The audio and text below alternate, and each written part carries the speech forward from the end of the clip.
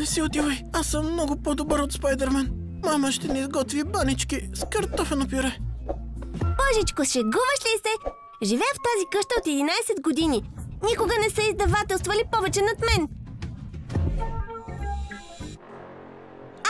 Генчо! Успахме се за училище! Ало! Ало! Чуваш ли ме? Ставай! Генчо, ставай! Никол, какво става? Успахме се! Закъсняваме за училище! Как сме се успали? Божичко! Учителят вече ме заплаши, че ще ме изгони от училище, ако пак се провиня. Закъснението няма да помогне с нищо. Това след като събираше пари от второкласниците за несъществуващата изложба ли? Ама вместо това си купи сладкиши. Имаше късмет, че тя не каза на мама. Какво става тук? Защо крещите така? Мамо, закъсняваме за училище! Защо не ни събуди? Аз? Не е ли това нещо, което баща ви трябваше да направи? Аз? Имаме един баща, доколкото знам. О, без паника. Ще се свържа с директора за 2 минути. Ало, приятел. Качвай се тук веднага. Не ме интересува сватбата на единствената ти дъщеря. Не ме интересува и че кучето ти е в реанимация. Идвай тук сега. За какво ти плащам? Това е. Идва до 2 минути. Вижте, татко се справи с този проблем. Крайно време е да си имаме личен шофьор. Всички наши богати съученици скоро ще карат колите си на училище. А ние все още ходим на училище в един автобус с обикновените същества. Съжаляваме. Следващия път ще ви купим ваш личен хеликоптер. Хеликоптерът би бил хубав. Следващият път ще ни трябва самолет. За всички. Да имаш толкова богати родители е яко. Генчо, ставай! Вече е 3:30 сутринта. Само още 5 минутки. Ама какви 5 минутки? Трябва да вървим 10 км до училище. Още ли не сте будни, деца? 3:30 сутринта. Защо спите? Днес спахте 1 час повече от обикновено. Добре, ставаме. Побързайте. Прогнозата казва, че се очаква буря. Пътят може да отнеме повече време, ако ви отнесе вятърът. Дори повече от 4 часа с бързо темпо. Може ли да ни дадете пари за автобуса поне днес? Да не мислите, че сме милионери, че да харчим пари за автобуси. Татко ви е прав. Освен това, разходките на чист въздух са подарък от съдбата за растящото тяло. Подарък от съдбата ще е, ако организмът ми успее да живее поне до 30 години с този начин на живот. Божичко, да си беден е гадно. Кога ще излезе новият iPhone? Писта ми от този. Използвам този буклук вече 3 месеца. Искаме си да имам твоите проблеми. Аз, например, не знам какво искам за рождения си ден. Може би почивка някъде. Малдивите, например. Малдивите са скучни. Били сме там вече 3 пъти. Държави, в които сме били, са достатъчни, за да направим цялата карта на света. По-добре си поискай нов мозък, въпреки че никакви пари няма да помогнат с това. Така! Какво стоите? Какво гледате, хлапаци?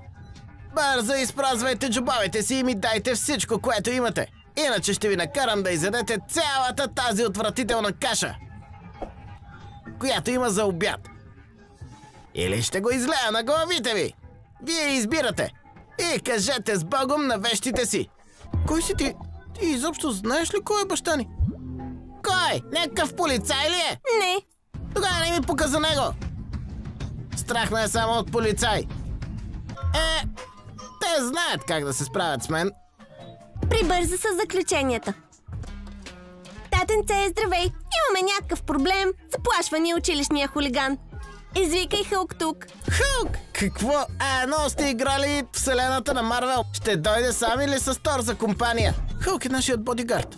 Наричат го така, защото унищожава всичко. И всички, които ни заплашват. О, толкова е страх! Смачкай го! Смачкай го! Изглежда, че някой се здоби с още един страх, освен полицай. Точно! Въпреки, че нашият Хълк не е зелен, емоциите, които предизвиква, са не по-малко силни. Аз съм гладна. Искам нещо вкусно. А единственото нещо, което можем да ядем безплатно, е качамак. Този, който залепва за чинията, дори ако я обърнем с главата надолу. Да. По-добре да гладувам. Така имам по-висок шанс да оцелея и след това да ям нещо наистина вкусно. Така! Вижте кой е това! Не помня да съм получавал пари от вас. Защото никога нямаме пари. Тогава ще бачкате. Ти ще пишеш домашното ми вместо мен. Пак пропускаме. Не сме толкова умни, колкото си мислиш. И не сме богати. Да, нямам късмет днес. Тогава ще ви набия за кеф. Поне денят ми няма да е напразен. Не мисля, че това е добра идея. Що? Опитайте се да ме разберете. Репутацията ми може да пострада. Сега ще се обадя на баща ни. Той е готин. Като малък се е занимавал с бойни изкуства. Ало, татко, в беда сме. Изглежда, че ще ни бият с Генчо. Какво каза той? Каза? Не казвай повече. Какво значи това? Хайя!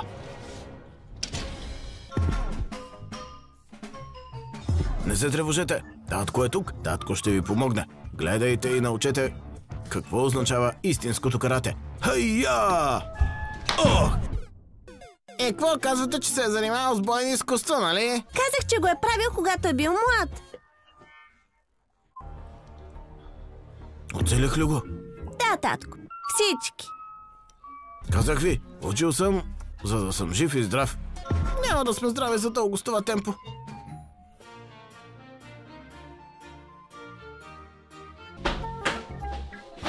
О! Какво става? Нашият учител е отчаиващо откачен. Какво каза? Отчаиващо откачен?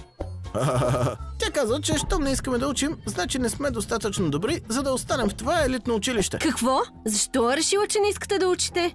Поръчахме суши по време на часовете и гледахме Stranger Things. Точно по време на часовете? Да, мамо, излязоха нови серии. Разбирам тогава. Не е трябвало да казва, че не сте достатъчно добри за това училище. Да, и може би няколко пъти изкръщях, че училището е тъпо. Голяма работа. Тя също ни нарече тъпи. Ужас! Какво става с учителите тези дни? Скъпи, знаеш какво да направиш? Само едно телефонно обаждане и този неквалифициран учител ще бъде уволнен. Да се обадя ли в Министерството на образованието? По-добре се обади на президента. Министърът на образованието винаги е заед с риболов. Разбрах. Вече набирам. Чувствам, че децата ни ще станат разглезени глупаци.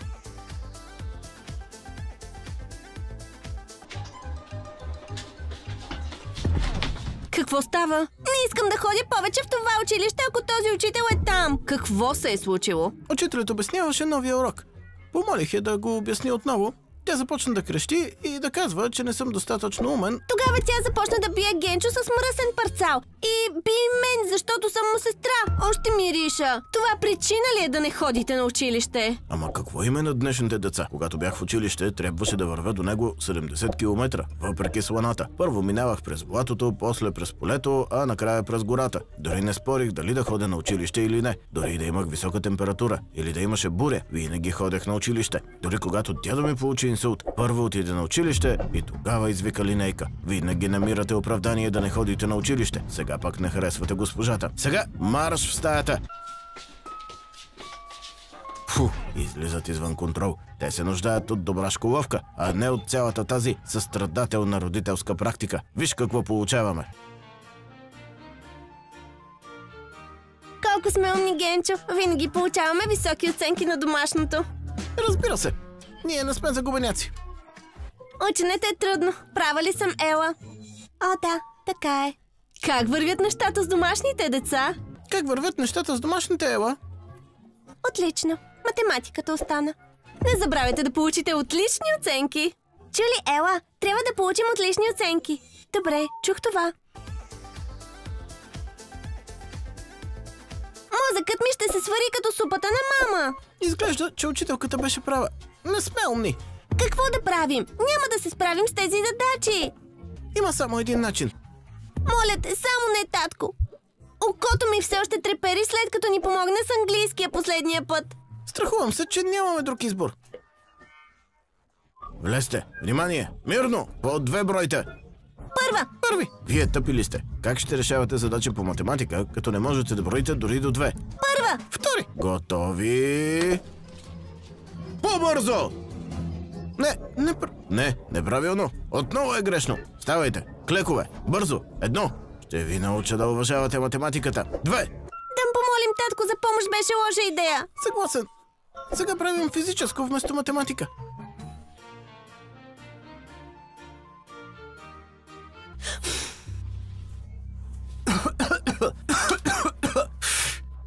Не се тревожете, скъпи мой. Донесох ви най-доброто лекарство.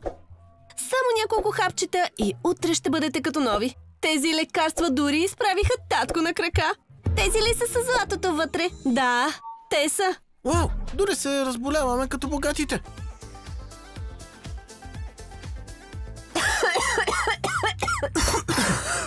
Деца, време е да вземете лекарството. О, не, моля, не това! Може би ще мине от само себе си. Нека не използваме народна медицина. Моля. О, глупачета! Народната медицина е най-доброто нещо, което хората са измислили. Вижте какво имаме тук. Козе мазнина, отвара от коприва и корени от репей, лимонена киселина. А най-доброто, което имаме е варен лук. Ох, колко отвратително! Усещането е като да целунеш сополив съученик.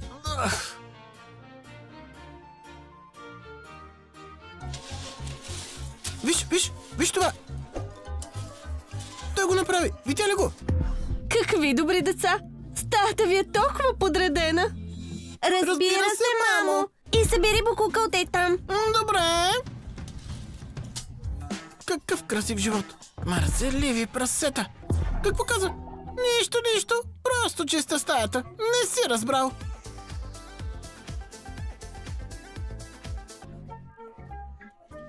Ей, защо стаята ви е в такава бъркотия? Бъркотия? Къде? Стаята е идеално чиста. Идеална, казваш?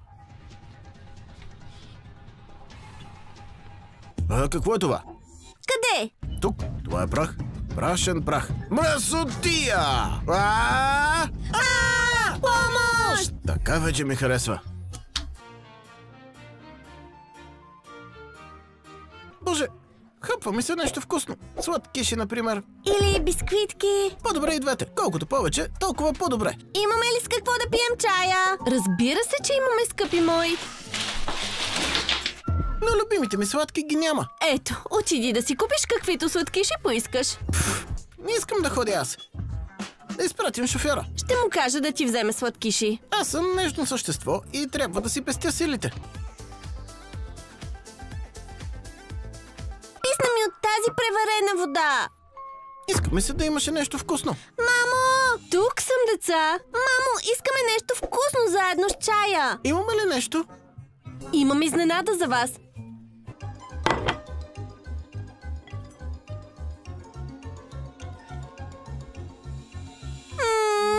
Това е най-доброто нещо, което съм ял през последните седмици. Хляб с захар! Вкусно! Обожавам го! Гледай тук. Или Гучи, или... Не мога да повярвам! Това е толкова срамно! Какво става? Твоят лак за ногти не подхожда на новия ти iPhone ли? Ужас!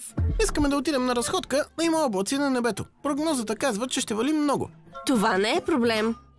Не се тревожете, ще направя няколко обаждания и няма да остане нито един облак. Благодаря ти, татенце! Ти си най-добрият! Петрович, качвай се на самолета и излетай. Чуваш ли ме? Трябва да разпръснем облаците. Чу ли ме? Спешно е.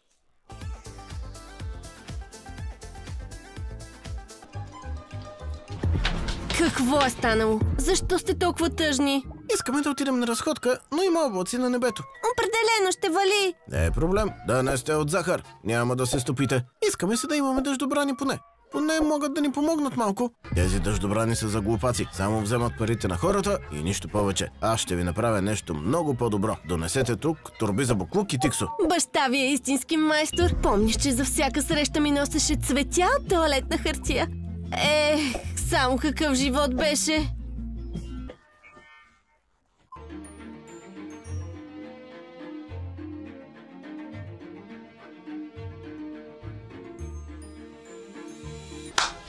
Уф. Благодаря. Ама предпочитам да се намокря.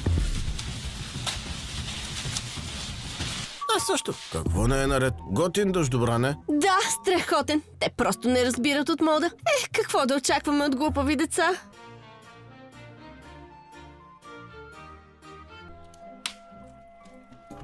Мамо, това е катастрофа! Какво става? Правим дискотека в училище и всеки ще дойде с гаджето си. Аз още нямам партньор за дискотеката.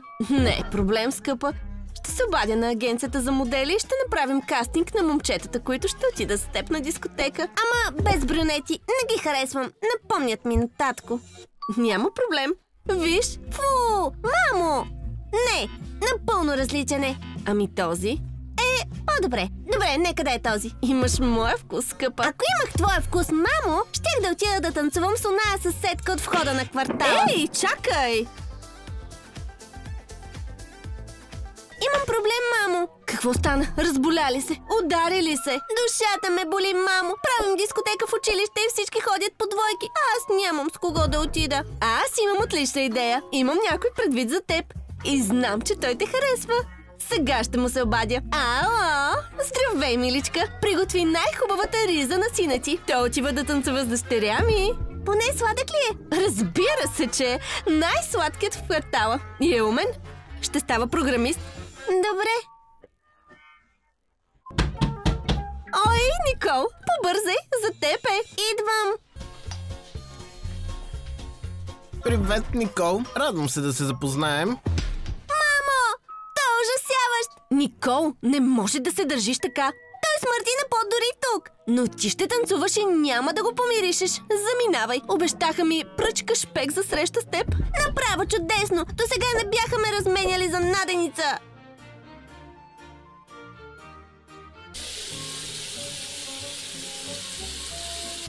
Никол, ще излизаш ли скоро?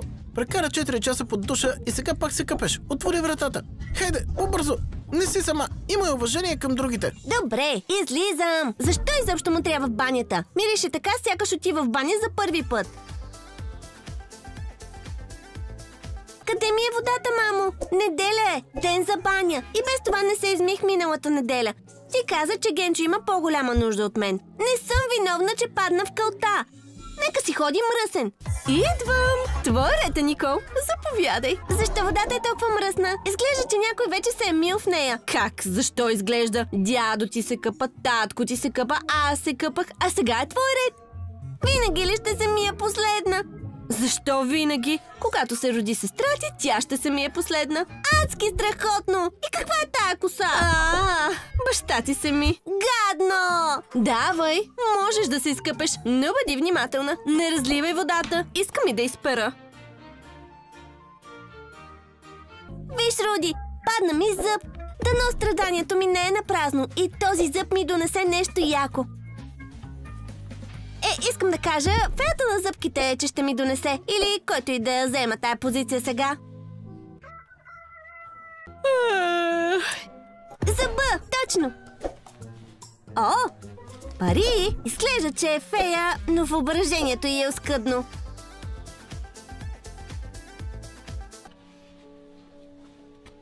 Надявам се тази фея на зъбките да ми донесе подарък този път. Това е последният ми млечен зъб. Няма да имам такъв шанс отново. Тя само се извинява за липсата на подарък. Сякаш губя зъбите си твърде късно и тя няма останали изненади за мен. Това е толкова обидно.